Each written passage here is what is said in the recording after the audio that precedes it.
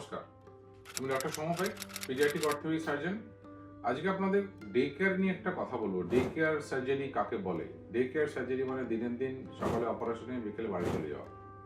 আজ থেকে 5-10 বছর আগেও যদি আপনি দেখেন হসপিটাল কালচার, সাধারণত দেখা যেত যে কোনো অপারেশন হলো, তারপর 2 সপ্তাহ পরে সেলাই কাটালো, তারপর বাড়ি গেল। তো একবার হসপিটালে ভর্তি হয়ে 5-10 দিন 2 সপ্তাহ ভর্তি থেকে সেলাই কাটিয়ে বাড়ি যাওয়ার চল ছিল। সেটা আস্তে আস্তে কমতে কমতে এখন 2-3 দিনে নেমে এসছে।